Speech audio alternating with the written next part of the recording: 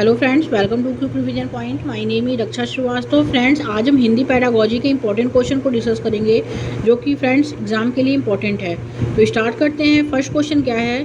कक्षा 8 के अध्यापक भाषा शिक्षण के दौरान शिक्षार्थियों को व्याकरण और शब्द भंडार की आपसी संबद्धता के बारे में बताती है। वह किस विधि का अनुसरण कर रही है? तो कक्षा 8 की अध्यापक भाषा शिक्षण के दौरान शिक्षार्थियों को व्याकरण और शब्द भंडार की आपसी संबद्धता के बारे में बताती है। वह किस विधि का अनुसरण कर रही है? ए है कोश विषयक मॉडल का, बी है सामाजिक सांस्कृतिक मॉडल का, सी है विधा मॉडल का, एंड डी है कार्यात्मक मॉडल का। तो वो कोश विषयक मॉडल का जो है अनुसरण कर रही है। ओके, कोश विषयक मॉडल जो होता है उसमें व्याकरण और शब्द भंडार की आपसी संबद्धता के बारे में जो बात होता है उसमें जो अनुसरण किया जाता है उस विधि में उसे हम कोश विषयक मॉडल कहते हैं। ओके, राइट आंसर ए हो जाएगा। नेक्स्ट क्वेश्चन देखेंगे फ्रेंड। मानवीय मस्तिष्क में भाषा अर्जन उपकरण का पहले से ही मौजूद है जिसके माध्यम से परिवेश में मौजूद भाषाओं का अर्जन होता है। यह कथन किस सिद्धांत से संबंधित है? तो मानवीय मस्तिष्क में भाषा अर्जन उपकरण पहले से ही मौजूद हैं जिसके माध्यम से परिवेश में मौजूद भाषाओं का अर्जन होता है।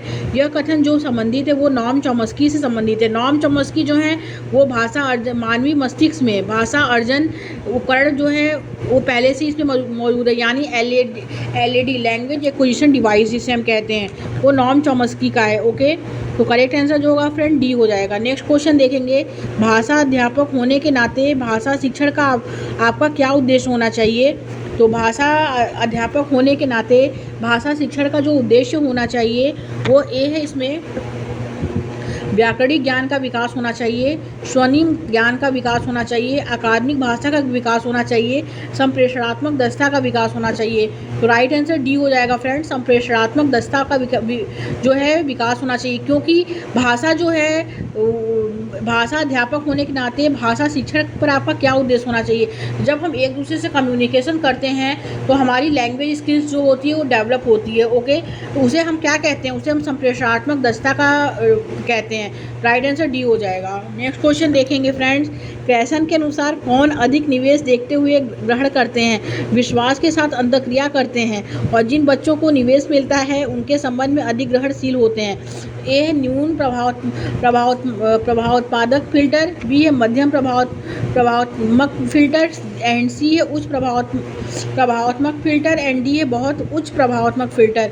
तो स्टीफन क्रैसन के अकॉर्डिंग जो है अधिक निवेश देखते एवं ग्रहण करते हैं, विश्वास के साथ अंतःक्रिया करते हैं, और जिन बच्चों को निवेश मिलता है उनके संबंध में अधिक ग्रहणशील होते हैं वे न्यून प्रभावात्मक फिल्टर होता है। ओके, करेक्ट आंसर ए हो जाएगा फ्रेंड। नेक्स्ट क्वेश्चन देखेंगे। भाषा अध्यापक होने के नाते भाषा शिक्षण अधिगम के बारे में आपका क्या मत है? तो फर्स्ट है भाषा अधिगम में बोधगम्य योग्यताएं उत्पादक कौशल से पहले आती हैं, बिल्कुल करेक्ट है। सेकंड है स्वरण के द्वारा अर्जित कौशल दूसरे कौशल में स्थानांतरित होते हैं, ये भी करेक्ट है। कि जो कौशल होते हैं स्वरण कौशल अगर हम सुनते हैं तो उस चीज़ को हम दूसरे को भी सुनाते हैं, उसका स्थानांतरण होता है, तो ये करेक्ट है। एक स्वरण के अर्जित कौशल जो होते हैं दूसरे कौशल में स्थानांतरित होते हैं। थर्ड है भाषा शिक्षण में अर्थ पर बल देना चाहिए न कि नियमों पर, यह भी करेक्ट है। और फोर्थ है कि भाषा शिक्षण पर्यावरणीय प्रभावों से मुक्त होना चाहिए, तो गलत है ये, क्योंकि भाषा शिक्षण जो होता है वो आनुवंशिक और पर्यावरण से संबंध होता है ना कि मुक्त होता है। ओके, तो ये गलत है। तो पहला, दूसरा, तीसरा ये करेक्ट है। नेक्स्ट क्वेश्चन देखते हैं फ्रेंड्स। नेक्स्ट क्वेश्चन क्या है? निम्नलिखित में से कौन सा भाषा शिक्षण के लिए बोध और बौद्धिक क्रियाओं के प्रयोग पर बल देता है? तो फर्स्ट है परामर्श कोर्स, सेकंड है समग्र भौतिक प्रक्रिया, सी है कार्य आधारित भाषा शिक्षण, एंड डी है समुदाय आधारित भाषा शिक्षण। तो कौन सा जो है भाषा शिक्षण बोध और भौतिक क्रियाओं के प्रयोग पर बल देता है? तो वो होता है समग्र भौतिक प्रतिक्रिया। समग्र भौतिक प्रतिक्रिया जो है बोध और क्रियाओं को पर जो है बल देता है। ओके, राइट आंसर बी हो जाएगा। नेक्स्ट क्वेश्चन देखेंगे फ्रेंड। एक अध्यापक क्रिया का परिचय देने के लिए विद्यार्थियों को निम्नलिखित क्रियाएं करने के लिए कहती है। तो कौन सी क्रियाएं करने के लिए कहती है? अपने हाथ धोकर आइए, अपना चेहरा धोकर आइए और बाल संवारिए। अध्यापिका किसका अनुसरण कर रही है? तो ए है परामर्श कोर्स का, बी है कार्य आधारित भाषा शिक्षण का, सी है विषय वस्तु आधारित भाषा शिक्षण का, डी है समग्र भौतिक प्रतिक्रिया का। जो एक अध्यापक क्रिया का परिचय देने के लिए विद्यार्थियों को निम्नलिखित क्रियाएं करने के लिए कहती है, वे जो है वे परामर्श कोष का क्या कर रही है, अनुसरण कर रही है। ओके, करेक्ट आंसर ए हो जाएगा फ्रेंड्स। नेक्स्ट क्वेश्चन देखेंगे। नेक्स्ट क्वेश्चन है, अर्थों के लिए अनुमान क्या होना चाहिए। अर्थों के लिए अनुमान क्या होना चाहिए। ए है तथ्यों और तथा तर्कों पर आधारित अर्थ निकालना होना चाहिए। सेकंड है क्या अंतर्निहित है, क्या समझा गया है, इसे समझना चाहिए। और सी क्या है, अर्थ के शब्दों के अर्थ ढूंढना चाहिए। डी है उद्धरण का सार लिखना। तो अर्थ के लिए अनुमान लगाना जो होता है कि क्या अंतर्निहित है, क्या समझा गया है, इसे समझना चाहिए। ओके, राइट आंसर बी हो जाएगा फ्रेंड। नेक्स्ट क्वेश्चन देखेंगे। जब हम किसी चीज़ को समझेंगे, जब हम किसी चीज़ को एक दूसरे से अंतर्क्रिया करेंगे तो उसके जो अर्थ निकलेंगे तो वही क्या है, अर्थों का अनुमान है। नेक्स्ट क्वेश्चन देखेंगे। निम्नलिखित में से किसकी शिक्षार्थियों में पठन के विकास के लक्ष्य के रूप में वकालत नहीं की गई है। तो ए विषय सामग्री को पढ़ते समय अनुमान लगाना, इसकी ये तो करेक्ट है। सेकंड क्या है, विषय सामग्री को अपने पूर्व ज्ञान से जोड़ना, ये भी पॉजिटिव है। एंड थर्ड है कि विषय सामग्री को सिर्फ पहचानना, सिर्फ जो है ये निगेटिव है। एंड डी क्या है, भाषिक सामग्री तथा शब्दों के अर्थ गढ़ना, तो ये भी करेक्ट है। लेकिन जो शिक्षार्थी के पठन के विकास के लक्ष्य के रूप में वकालत नहीं की गई है, पूछा है, वो सिर्फ जो है पहचानना, ये गलत है। कि विषय सामग्री को सिर्फ आप पहचानेंगे तो ये गलत है, ये गलत। ओके, नेक्स्ट क्वेश्चन देखेंगे फ्रेंड। मीना किसी विषय सामग्री में या वार्तालाप में सामना शब्द पहचानती है किंतु स्वयं से उस शब्द का अर्थ करने में असमर्थ है। आप इस शब्दावली को क्या कहेंगे। तो ए है सक्रिय शब्दावली, बी है निष्क्रिय शब्दावली, एंड डी सी है कठिन शब्द, एंड डी है नवीन शब्द। तो वो असमर्थ है तो वो शब्दावली को निष्क्रिय शब्दावली कहेंगे। ओके, क्योंकि वो जो है किसी सामग्री का वार्तालाप में सामना शब्द पहचानती है किंतु स्वयं से उस शब्द को का प्रयोग कर रही है, तो वो निष्क्रिय शब्दावली का प्रयोग कर रही है, क्योंकि वो कर नहीं पा रही है, वो असमर्थ है। अगर कर पाती तो वो समर्थ रहती, यानी सक्रिय शब्दावली होता है, तो यहाँ निष्क्रिय हो जाएगा। डी बी ऑप्शन करेक्ट हो जाएगा। नेक्स्ट क्वेश्चन देखेंगे। एक शिक्षिका प्रतिदिन निम्नलिखित गतिविधि आयोजित करती है। कक्षा को 5 के समूह में बांटकर उन्हें समूह में बातचीत के लिए दिन प्रतिदिन के विषय देती है। ओके, और बाद में प्रत्येक समूह से एक एक विद्यार्थी को लेती है तथा उन्हें पूरी कक्षा के सामने एक समूह के रूप में बातचीत करने के लिए जो है कहती है। वह किसे बढ़ावा देने का प्रयास कर रही है। तो वह BICS यानी basis interpersonal communication skills, English में इसको कहते हैं बेसिस इंटरपर्सनल कम्युनिकेशन स्किल्स, और हिंदी में से कहते हैं आधारभूत अंतर्व्यक्ति संप्रेषणात्मक कौशल का क्या कर रही है, वो बढ़ावा देने का क्या कर रही है, प्रयास कर रही है। ओके, राइट आंसर ये हो जाएगा फ्रेंड्स। आधारभूत संप्रेषणात्मक कौशल जो होता है वो होता है कि जब कि एक एक विद्यार्थी को लेना और उसे पूरी कक्षा में एक समूह में बातचीत करने के को कहना, बातचीत जो होता है उसको जो बातचीत करने को बढ़ावा दिया जाता है, उसी को हम आधारभूत अंतर्वैयक्तिक संप्रेषणात्मक कौशल या बेसिस इंटरपर्सनल कम्युनिकेशन स्किल्स कहते हैं। ओके, राइट आंसर ए हो जाएगा। नेक्स्ट क्वेश्चन देखेंगे फ्रेंड। शिक्षण अधिगम प्रक्रिया के दौरान विद्यार्थी की प्रगति की मॉनिटरिंग तथा सुधार के लिए तैयार किए गए आकलन कौन से आकलन होते हैं। ए शिक्षार्थी का आकलन होता है, बी है शिक्षा के अधिगम के लिए आकलन होता है, सी अधिगम का आकलन होता है, एंड डी अधिगम के रूप में आकलन होता है। तो शिक्षण अधिगम प्रक्रिया के दौरान विद्यार्थी की प्रगति की मॉनिटरिंग तथा सुधार के लिए तैयार किए गए आकलन जो होता है फ्रेंड, वो अधिगम के लिए आकलन होता है। ओके, राइट आंसर बी हो जाएगा। नेक्स्ट क्वेश्चन देखेंगे। राष्ट्रीय शिक्षा नीति 2020 जो है शास्त्रीय भाषा को अध्ययन के रूप में अनुमोदित करती है। तो किस रूप में अनुमोदित करती है शास्त्रीय भाषा को। तो ए है त्रिभाषा के एक भाषा के रूप में, बी है अनिवार्य भाषा के रूप में, सी है एक अतिरिक्त विकल्प के रूप में, एंड डी है द्वितीय भाषा के रूप में। तो राष्ट्रीय शिक्षा नीति यानी नेशनल एजुकेशन पॉलिसी 2020 शास्त्रीय भाषा को यानी क्लासिकल लैंग्वेज के अध्ययन को जो है कि किस रूप में अनुमोदित करती है। तो वो जो है त्रिभाषा के में एक भाषा के रूप में क्या करती है, अनुमोदित करती है। राइट आंसर इसमें ए हो जाएगा। आगे देखेंगे फ्रेंड। भारतीय संविधान की 8वीं अनुसूची में कितनी भाषाएं दर्ज होती हैं। तो भारतीय संविधान की 8वीं अनुसूची में ए है 22 भाषाएं, बी 18 भाषाएं, सी 26 भाषाएं, डी है 1189 भाषाएं। तो भारतीय संविधान के 8वीं अनुसूची में फ्रेंड 22 भाषाएं जो होती हैं दर्ज हुई हैं। ओके, नेक्स्ट क्वेश्चन देखेंगे। उत्पादक शब्द संपदा क्या है।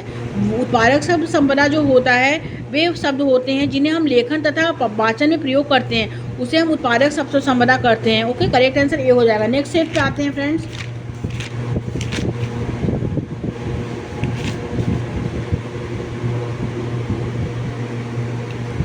नेक्स्ट क्वेश्चन है फ्रेंड, भाषा शिक्षा के बारे में राष्ट्रीय शिक्षा नीति 2020 की अनुशंसा के विषय में क्या सही है? ए है सभी बच्चे अंग्रेजी माध्यम से सीखें, एंड बी है इसमें फ्रेंड्स कि जहाँ तक संभव हो पढ़ाई माध्यम की भाषा मातृभाषा हो, ओके। एंड सी है विद्यालयी शिक्षा के अंत तक पढ़ाई की भाषा के रूप में मातृभाषा घर की भाषा हो। एंड डी है विद्यालय में कक्षा पाठ तक सभी बच्चों के लिए पढ़ाई माध्यम की भाषा राज्य की सभी मुख्य भाषा हो। तो भाषा शिक्षण के बारे में राष्ट्रीय शिक्षा नीति 2020 अनुशंसा के विषय में जो कहती है वो जहाँ तक संभव हो पढ़ाई की भाषा मातृभाषा यानी घर की भाषा हो, ओके। राइट आंसर बी हो जाएगा। नेक्स्ट क्वेश्चन देखेंगे, बहुभाषावाद की निम्नलिखित नीति किस रूप में जानी जाएगी? सभी बच्चों की विद्यालयी शिक्षा मातृभाषा में शुरू होती है और विद्यालय के अंत तक कई भाषाएं जो होती हैं जुड़ जाती हैं। ए है बहुभाषावाद आधारित मातृभाषा, बी है त्रिभाषा शिक्षण, सी है शिक्षा में अनेक भाषाओं का शिक्षण, एंड डी है भाषा शिक्षण का निमंजन उपागम। तो राइट आंसर जो होगा फ्रेंड इसमें कि बहुभाषावाद की निम्नलिखित नीति किस रूप में जानी जाएगी? और सभी बच्चों की विद्यालयी शिक्षा मातृभाषा में शुरू होती है और विद्यालय के अंत तक कई भाषाएं जुड़ जाती हैं, जिसे हम कहते हैं फ्रेंड बहुभाषावाद यानी मातृभाषा आधारित बहुभाषा आधारित यानी मातृभाषा आधारित शिक्षा, ओके।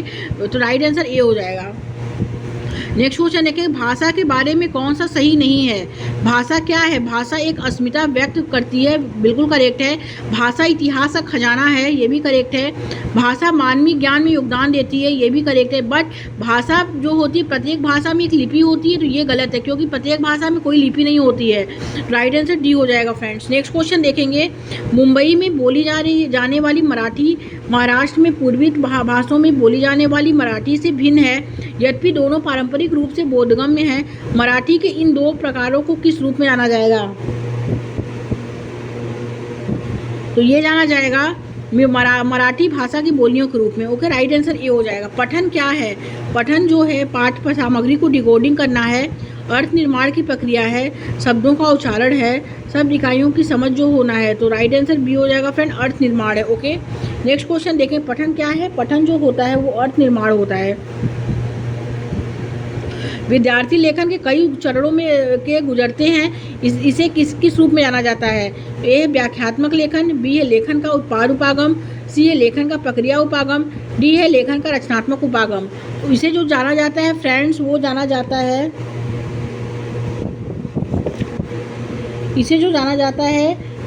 जाता है इसमें लेखन का प्रक्रिया उपागम। लेखन का प्रक्रिया उपागम जो होता है उसमें विद्यार्थी लेखन के कई चरणों से गुजरते हैं, ओके। करेक्ट आंसर सी हो जाएगा। नेक्स्ट क्वेश्चन देखेंगे, पाठ सामग्री में व्याकरणिक तत्वों की ओर ध्यान दिलाना और अभ्यास के माध्यम से व्याकरण के नियमों को समझ देना क्या कहलाता है? वो प्रक्रियात्मक व्याकरण कहलाता है, ओके। आगे देखते हैं फ्रेंड्स, नेक्स्ट क्वेश्चन क्या है? काव्य शिक्षण का मुख्य उद्देश्य क्या है? तो काव्य शिक्षण का मुख्य उद्देश्य जो है ए है मूल शिक्षा देना, बी है भाषा के तत्व सिखाना, सी है वाक्य रचना सिखाना, डी है सराहना, बोध और आनंद। तो राइट आंसर डी हो जाएगा, सराहना, बोध और आनंद, ओके। नेक्स्ट क्वेश्चन देखेंगे फ्रेंड्स, कक्षा 8 के अध्यापक ने पर्यावरण पर पाठ पढ़ाया और 15 बिंदु में उसका सारांश प्रस्तुत किया। इन 15 बिंदुओं को उल्टा पुल्टा करके शिक्षार्थियों को दिया। शिक्षार्थी ने इसे संबद्धता के आधार पर क्रम देना है। अध्यापक क्या करने का प्रयास कर रहा है? तो ए है फ्रेंड इसमें उल्टे पुल्टे वाक्यों वाला अभ्यास, बी है अधिगम सामग्री का सृजन, सी है इसमें फ्रेंड्स की पठन के लिए उपविषय का सृजन, एंड डी है व्यक्तिगत पठन को सुमनत करना। तो करेक्ट आंसर इसमें सी हो जाएगा कि पठन के लिए उपविषय का सृजन, ओके। नेक्स्ट क्वेश्चन देखेंगे फ्रेंड, भाषा अध्यापक ने सामाजिक विज्ञान के अध्यापक के साथ मिलकर शब्द भंडारण अधिगम गतिविधि तैयार की है। शिक्षार्थी को प्रत्येक विषय से शब्द लेने हैं और सभी विषयों से थीम आधारित शब्द जाल बनाना है। इस उपागम को क्या कहेंगे? इस उपागम को हम कहेंगे फ्रेंड, फर्स्ट है सामाजिक विज्ञान और विज्ञान हेतु भाषा, बी है फ्रेंड प्रयुक्त आधारित भाषा अधिगम, सी है भाषा के माध्यम से सामाजिक विज्ञान और विज्ञान एंड डी समूची पाठचर्या में भाषा। तो राइट आंसर डी हो जाएगा, समूची पाठचर्या में भाषा कहेंगे। ओके, नेक्स्ट क्वेश्चन देखेंगे, निम्नलिखित प्रश्न किस प्रकार के लेखन के अंतर्गत आएगा। तो कल्पना करें कि आप एक कहानी का वृतांत सुना रहे हैं, उस दिन की घटना और अपनी भावनाओं का आधार बनाकर अपने मित्र को पत्र लिखें। तो ए है वर्णनात्मक लेखन, बी है पत्र लेखन, सी है एक्स्ट्रापोलेटिव लेखन एंड डी है कल्पनात्मक लेखन। तो करेक्ट आंसर जो होगा फ्रेंड्स सी हो जाएगा, एक्स्ट्रापोलेटिव लेखन। ओके, नेक्स्ट क्वेश्चन देखेंगे फ्रेंड, सतत और सारगंभित मूल्यांकन क्या होता है। तो ए है कक्षा के भीतर और बाहर प्रतिदिन की जाने वाली गतिविधियों को शामिल करना, बी है विभिन्न तरीकों से शिक्षार्थियों का सावधिक आकलन, सी है बिना किसी अंतराल के आकलन एंड डी है कक्षा में शिक्षण और अधिगम का आकलन। तो राइट आंसर जो होगा फ्रेंड बी हो जाएगा, विभिन्न तरीकों से शिक्षार्थियों का सावधिक आकलन। ओके, नेक्स्ट क्वेश्चन देखेंगे, कक्षा की आदर्श पाठ्य पुस्तक के लिए किस पाठ्य सामग्री की जो है अनुशंसा करेंगे। तो ए है प्रामाणिक सामग्री की और विभिन्न विधाओं की सामग्री का। ओके, राइट आंसर बी हो जाएगा इसमें। नेक्स्ट क्वेश्चन देखेंगे, अपने भाषा परिवेश में दो भाषाएं सुनते हैं, इन दो भाषाओं को सुनना क्या कहलाता है। ए है बच्चों के लिए हानिकारक है। तो हानिकारक क्यों होगा फ्रेंड, ये निगेटिव है। बच्चों पर कोई प्रभाव नहीं पड़ेगा, ये भी निगेटिव है। पारस्परिक रूप से बाधित करेगा, ये भी निगेटिव है। बट बच्चों के लिए लाभदायक है, ये क्या है, ये करेक्ट है। ओके, तो राइट आंसर जो होगा फ्रेंड बी हो जाएगा इसमें। नेक्स्ट क्वेश्चन देखेंगे, विद्यालय में भारतीय भाषाओं को सम्मानित करने वाला भारतीय सरकार का कार्यक्रम क्या है। तो ए है फ्रेंड, इसमें बहुभाषावाद के लिए भाषा होता है, एक भारत श्रेष्ठ भारत होता है, सी है भाषा संगम है, डी है समग्र शिक्षा अभियान है। तो राइट आंसर सी हो जाएगा फ्रेंड, भाषा संगम कहते हैं इसे। ओके, आगे देखते हैं फ्रेंड, नेक्स्ट सेट पे आते हैं।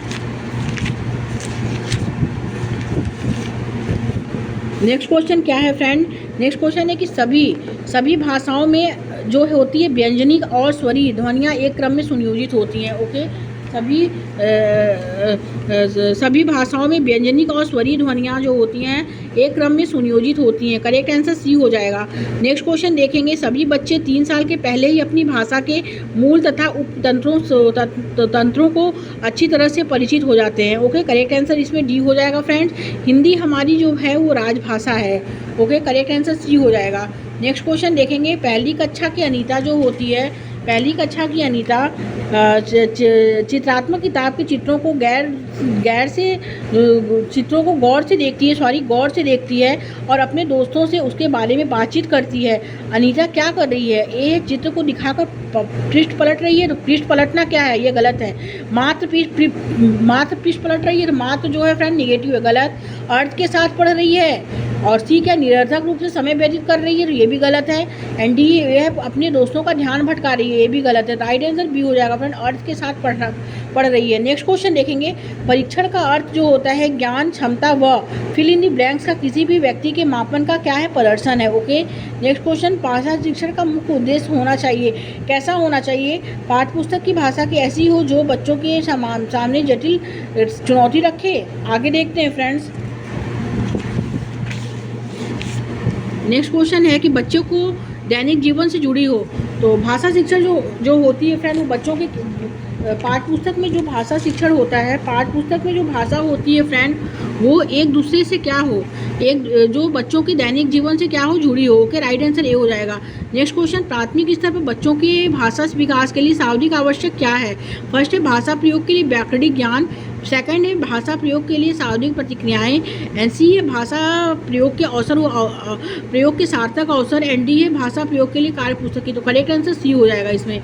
आगे देखते हैं, प्राथमिक स्तर पर हिंदी भाषा शिक्षण का एक उद्देश्य जो होता है बच्चों को में अपनी बात कहने की उत्सुकता का विकास होता है। ओके, करेक्ट आंसर ए हो जाएगा। नेक्स्ट क्वेश्चन देखेंगे फ्रेंड, हिंदी भाषा की कक्षा का एक अनिवार्य सत्य क्या है। तो वो बहुभाषिकता है।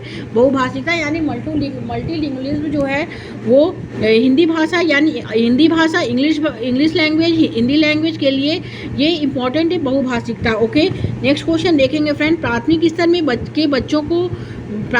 के बच्चों की भाषा का आकलन करते समय भाषा जो होता है सांस्कृतिक प्राथमिक स्तर के बच्चों की भाषा का आकलन करते समय भाषा प्रयोग की क्षमता पर सावधिक ध्यान देना चाहिए। ओके, राइट आंसर सी हो जाएगा इसमें। नेक्स्ट क्वेश्चन देखेंगे फ्रेंड्स, रेखा हिंदी में अपनी बात कहते समय घबराहट महसूस करती है, एक भाषा के शिक्षक के रूप में आप क्या करेंगे। तो हमें अपनी भाषा के उसे अपनी भाषा में अपनी बात कहने के लिए कहेंगे। ओके, राइट आंसर बी हो जाएगा। नेक्स्ट क्वेश्चन देखेंगे फ्रेंड, यह उदाहरण है कि बच्चे दुनिया के बारे में अपनी समझ और ज्ञान का निर्माण स्वयं करते हैं। तो फर्स्ट है पूर्णतः सत्य है, सेकंड है पूर्णतः असत्य है, सी है आंशिक रूप से सत्य है, एंड ये निराधार है। तो राइट आंसर ए हो जाएगा फ्रेंड। ये क्या है, ये जो है यह उदाहरण बच्चों की दुनिया में अपनी समझ और ज्ञान को निर्माण स्वयं करते हैं। तो ये जो है ये पूर्णतः सत्य है। ओके, नेक्स्ट क्वेश्चन देखेंगे फ्रेंड, बच्चों के पढ़ने लिखने में सामाजिक सहायक जो होता है वो रेडियो बाल साहित्य होता है। एक क्वेश्चन देखेंगे कि बच्चों में हकलाने की समस्या होती है, इसका एक संक्षिप्त कारण क्या है? तो आत्मविश्वास का अभाव है। ओके, अगर बच्चे में आत्मविश्वास की कमी होगी तभी वो कोई भी चीज़ काम करने या कोई चीज़ बोलने में उसको समस्या उत्पन्न होगी। ओके, राइट आंसर डी हो जाएगा। नेक्स्ट क्वेश्चन देखेंगे फ्रेंड, एक भाषा शिक्षण का अनिवार्य गुण क्या होना चाहिए? तो अनिवार्य गुण उसकी शिक्षा शास्त्रीय समझ होनी चाहिए। ओके, राइट आंसर इसमें सी हो जाएगा फ्रेंड्स। नेक्स्ट सेट पे आते हैं फ्रेंड। नेक्स्ट क्या है कि त्रिभाषा सूत्र के अनुसार स्कूल में पहली भाषा जो पढ़ाई जानी चाहिए वो मातृभाषा होनी चाहिए और दूसरी भाषा जो होनी चाहिए वो क्षेत्रीय भाषा होनी चाहिए। ओके, राइट आंसर सी हो जाएगा। व्याकरण पढ़ाने की आगमन विधि पर शाब्दिक बल देती है तो वो उदाहरण से नियम चलती है। राइट आंसर जो होगा ए हो जाएगा। व्याकरण के संदर्भ में संचार माध्यम का प्रयोग निम्नलिखित में से किस पर बल देना चाहिए? तो किस पर बल देना चाहिए? तो ए व्याकरण पढ़ाने की आगमन विधि शाब्दिक बदल देती है तो उदाहरण से व्याकरण की तरफ चलती है, मतलब एग्जाम्पल टू रूल्स की तरफ चलती है आगमन विधि, और वही जो निगमन विधि होती है रूल्स टू एग्जाम्पल चलती है। ओके, नेक्स्ट क्वेश्चन देखेंगे फ्रेंड, भाषा के संदर्भ में संचार माध्यमों का प्रयोग न केवल सामाजिक संवेदनाएं विकसित करना है बल्कि जो है विभिन्न माध्यमों में प्रयोग करने में मदद करता है। नेक्स्ट क्वेश्चन देखेंगे, कहानी की विभिन्न शैलियों पर की गई चर्चा बच्चों में मदद करती है, किस प्रकार मदद करती है? तो फर्स्ट है कहानी के तत्वों को याद करने में मदद करती है, कहानी की कमियां बताने में मदद करती है, व्याकरण समझने में मदद करती है, कहानी रचने में मदद करती है। राइट आंसर डी हो जाएगा, कहानी रचने में मदद करती है। नेक्स्ट क्वेश्चन देखेंगे, संदर्भ में व्याकरण किस पर बल देता है? व्याकरण जो है फ्रेंड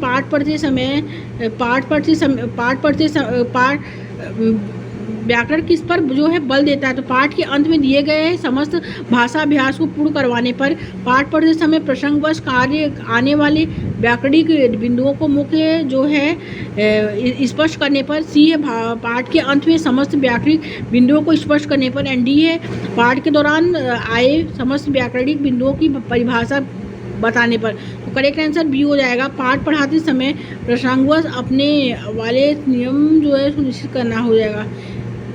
तो राइट आंसर जो होगा फ्रेंड इसमें बी हो जाएगा। ओके, नेक्स्ट क्वेश्चन देखेंगे, प्रत्येक भाषा शिक्षक को इस बात की जानकारी होनी चाहिए कि उसकी कक्षा में बच्चों की भाषिक और सांस्कृतिक पृष्ठभूमि क्या है। ओके, राइट आंसर ए हो जाएगा।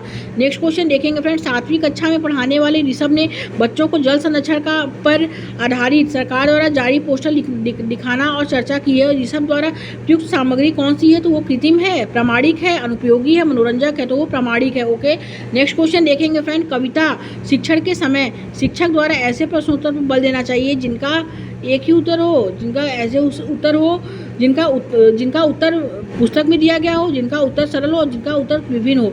तो एक कविता शिक्षक में के समय शिक्षक द्वारा दिए गए प्रश्नोत्तर का लाभ जो होता है वो शिक्षक द्वारा जिनके द्वारा उत्तर विभिन्न हो। ओके, राइट आंसर डी हो जाएगा। नेक्स्ट क्वेश्चन देखेंगे, कक्षा शिक्षण में अपेक्षित नहीं है, क्या अपेक्षित नहीं है? तो वो अनुकरण क्षमता का विकास जो अपेक्षित नहीं है, बाकी सार्वगिक शक्ति का विकास, भाषा की बारीकी समझना, कल्पना शक्ति का विकास, ये सब जो है वो गद्य शिक्षण में जो है वो अपेक्षित है। बट गद्य शिक्षण में जो अपेक्षित नहीं है वो है परत की समस्यात्मक जो है गद्य शिक्षण में जो है अनुकरण क्षमता का विकास जो है वो उपयोग नहीं है। ओके, हिंदी भाषा की पाठ्य पुस्तक में हिंदुत्तर भाषा की रचनाओं में से क्या स्थान मिलना चाहिए? तो उन्हें बच्चे हिंदुत्तर रचनाओं के बारे में धार्मिक रूप से जो है उपयोग कराते हैं। और नेक्स्ट क्वेश्चन देखेंगे फ्रेंड कि हिंदी भाषा की पाठ्यपुस्तक में हिंदी भाषाओं की रचनाओं में स्थान मिलना चाहिए ताकि बच्चे जो है हिंदीतर रचनाओं की भाषिक विशेषताओं से परिचित हो सके। नेक्स्ट क्वेश्चन, उच्च प्राथमिक स्तर पर हिंदी भाषा शिक्षा का एक प्रमुख उद्देश्य क्या है? हिंदी है, अंग्रेजी है, भाषा नियमबद्धता को पहचानना है। करेक्ट आंसर सी हो जाएगा। नेक्स्ट क्वेश्चन देखेंगे, भाषा परिचर्चा संवाद बच्चों की जो होता है वो आनुवंशिक संरचना वाले भाषा परिचर्चा संवाद बच्चों की जो है वो मौखिक अभिव्यक्ति क्षमता का विकास करने में सहायक होता है। ओके, तो करेक्ट आंसर जो होगा फ्रेंड वो डी हो जाएगा इसमें। नेक्स्ट क्वेश्चन देखेंगे, गद्य रचना को पद में रूपांतरित करना और पद को गद्य में रूपांतरित करना भाषाई संरचनाओं को पर अधिकार में मदद करता है। ओके, राइट आंसर ए हो जाएगा। नेक्स्ट क्वेश्चन देखेंगे फ्रेंड, 8वीं कक्षा में विद्यार्थी हिंदी भाषा सीखने सिखाने के लिए आप किस पर सामग्री पर जो है महत्व देंगे, तो आप जेंडर साहित्य पर महत्व देंगे। Okay, next and last question देखेंगे, आप छठवीं कक्षा में बच्चों के लिए तैयार करने के आप 8वीं कक्षा में बच्चों के लिए हिंदी भाषा सीखने सिखाने की किस पद्धति का जो है समर्थन करेंगे, तो किस पद्धति का समर्थन करेंगे, तो ए है इसमें जिसमें बच्चे परस्पर अंतःक्रिया करते हैं, बी है जिसमें बच्चे केवल लेखन का कार्य करते हैं, सी है जिसमें बच्चे को बोलने का अवसर मिले, एंड डी है जिसमें बच्चे को पाठ पुस्तक बिल्कुल ना पढ़नी हो। तो राइट आंसर जो होगा फ्रेंड इसमें ए हो जाएगा, जिसमें बच्चे परस्पर अंतःक्रिया करते हैं। ओके, 8वीं कक्षा में हिंदी भाषा सीखने सिखाने के लिए आप किस सामग्री को सर्वाधिक महत्व देंगे, तो साहित्य सामग्री को सर्वाधिक महत्व देना चाहिए इसमें। Okay, thank you friends.